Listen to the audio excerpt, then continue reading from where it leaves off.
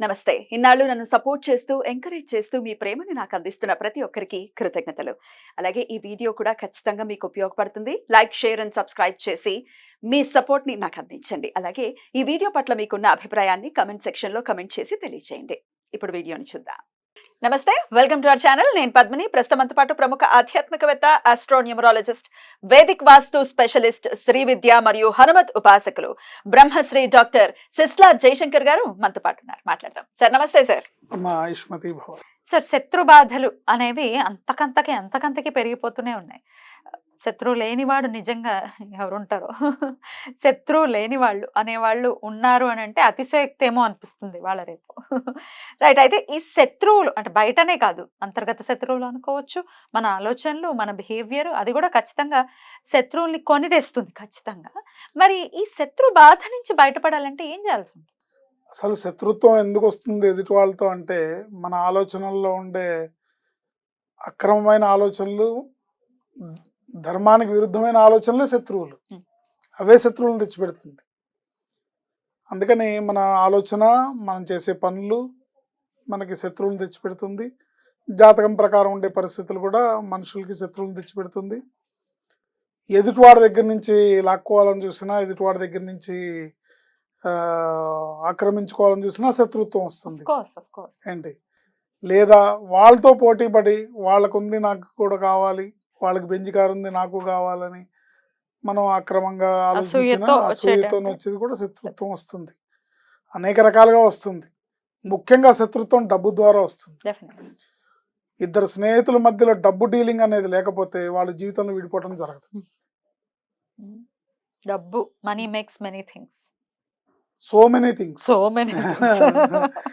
ఏంటి, ఇద్దరు వ్యక్తుల మధ్యలో, ఇద్దరు బంధువుల మధ్యలో కానీ, ఇద్దరు స్నేహితుల మధ్యలో కానీ ఎట్టి పరిస్థితుల్లో మనీ ట్రాన్సాక్షన్ లేకపోతే వాళ్ళ స్నేహం ఏనాటికి విడిపోదు, చెక్కు చెదరదు.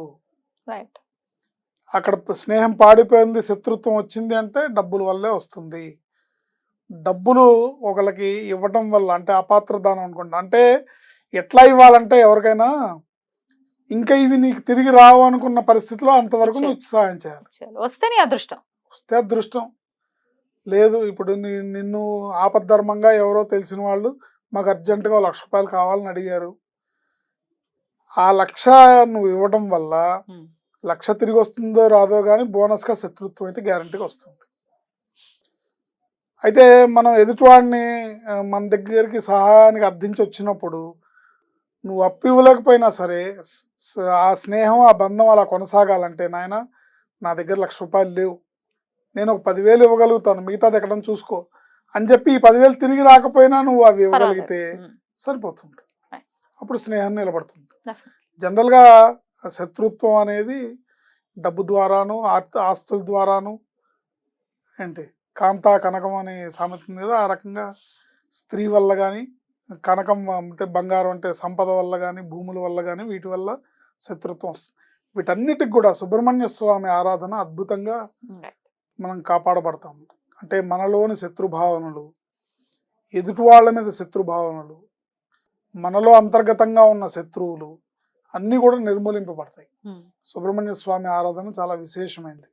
సో దాన్ని బాగా అలవాటు చేసుకోవాలి. ఆయన మాలామంత్రం ఉంటుంది, దాన్ని నిత్యం 11 సార్లు కనుక జపించుకున్నట్టయితే బ్రహ్మాండంగా ఉంటుంది.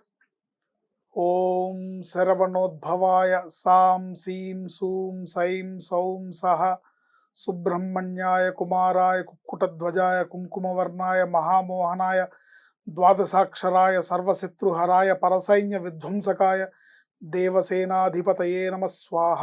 అబ్బా, భలే ఉంది సార్ మంత్రం మాత్రం. నిజంగా స్వామి ఎంత ముద్దుగా ఉంటారో ఈ మంత్రం అంత అందంగా ఉంది. చదువుతుంటే కూడా ఒళ్ళు పులకరిస్తుంది. ఇంకోసారి చెప్పరా?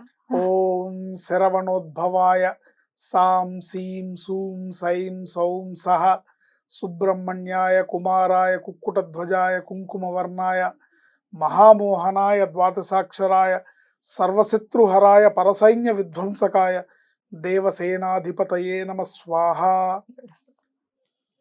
మనం ఈ కలియుగంలో మనకి ఏ కామ్యం కావాలన్నా మనం సౌమ్య దేవతలు, అంటే పార్వతీ పరమేశ్వర్లు, శివ కుటుంబం, లక్ష్మీనారాయణులు, ఆ పరివారం అంతవరకే చూసుకోవాలి కానీ ఉగ్రదేవతల జోలికి వెళ్ళకూడదు ఎప్పుడు కూడా.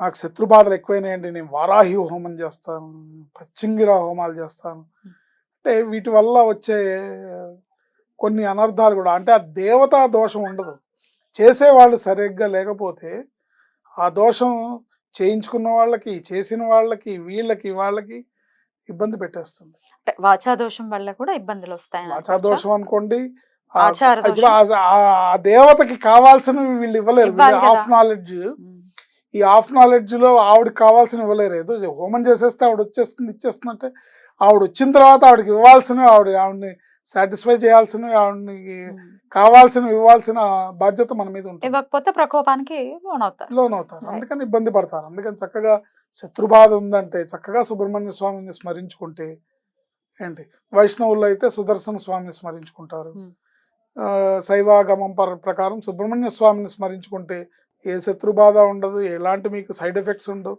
చక్కగా తీయటి గోళీలాగా, హోమియో మందులాగా సైడ్ ఎఫెక్ట్ లేకుండా మీ కామ్యాలన్నీ నెరవేరుతాయి.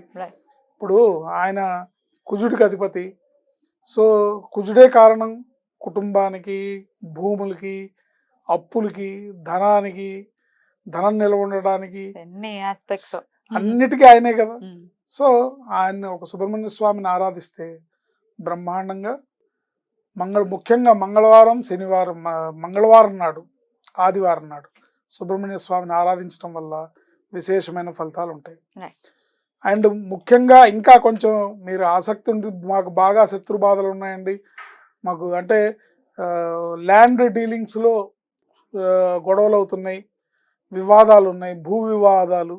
ఇప్పుడు ఒకటి ఉంటుంది, ఇది నాది అంటారు ఒకళ్ళు, నాది అంటారు ఒకళ్ళు, దాని గురించి కొట్టుకుంటారు, దీనికి ఇది నేను కొన్నాను, మా తాతగారు సంతకం పెట్టారంటారు, నాకు చెందాల్సిందని, ఇట్లా రకరకాలుగా భూ వివాదాలు అనేకం ఉంటాయి, కోట్ల రూపాయల్లో ఉంటాయి. పెద్ద పెద్ద వాళ్ళ స్థలాలు, పెద్ద పెద్ద ఇవి కబ్జాలు చేసి ఇవి మావి అని డాక్యుమెంట్స్ సృష్టించి వాళ్ళకి కోర్టులో రకరకాల వివాదాలు, కొట్లాట్లు జరుగుతుంటాయి. ఇలాంటి వాటికి కూడా శత్రుబాధ పోయి అన్ని వివాదాలు తొలగడానికి సుబ్రహ్మణ్యేశ్వర స్వామికి సంబంధించిన ఒక విశేషమైన హోమం హైదరాబాద్ జూబ్లీ హిల్స్ శ్రీ సీతారామచంద్ర స్వామి దేవస్థానంలో జరుగుతుంది. ప్రతి విశాఖ నక్షత్రం రోజు సాయంత్రం పూట ప్రదోష వేళలో చేస్తారు. శత్రు సంహారక త్రిశతి సుబ్రహ్మణ్య స్వామి హోమం. శత్రు సంహారక త్రిశతి సుబ్రహ్మణ్య స్వామి హోమం ఈ మధ్యాహ్నం చాలా విశేషమైన మంత్రాలతో జరుగుతుంది. చాలా విశేషమైన కార్యక్రమం. ఈ కార్యక్రమం నాకు తెలిసి మన ఆంధ్ర రాష్ట్రాల్లో ఎక్కడ అందుబాటులో లేదు, చేసేవాళ్ళు కూడా లేరు. నేను స్కందగిరిలో కనుక్కున్నా, త్రిశతి నామావళితో స్కందగిరిలో అర్చన చేస్తారు స్వామివారికి ప్రతి బుధవారం నాడు ప్రదోషంలో. కానీ విశేషమైన మంత్రాలతో త్రిశతి శత్రు సంహారక సుబ్రహ్మణ్య స్వామి హోమం ప్రతి విశాఖ నక్షత్రానికి జూబ్లీ హిల్స్ రామాలయ శ్రీ సీతారామచంద్ర స్వామి దేవస్థానంలో విశేషంగా చేస్తారు. 18వ తారీఖు ఉంది, జూన్ 18 మంగళవారం నాడు విశాఖ నక్షత్రం.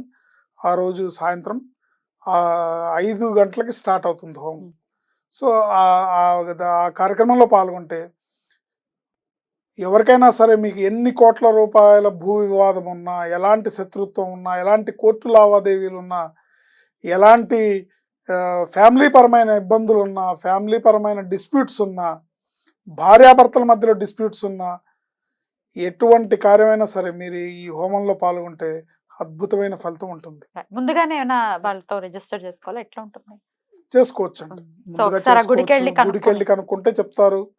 అక్కడ చిర్రావూరి శ్రీరామ్ శర్మ అవినాష్ గారని వారి ఆధ్వర్యంలో జరుగుతుంది. ఆయన వేద పండితులు, కృష్ణయజుర్వేద పండితులు.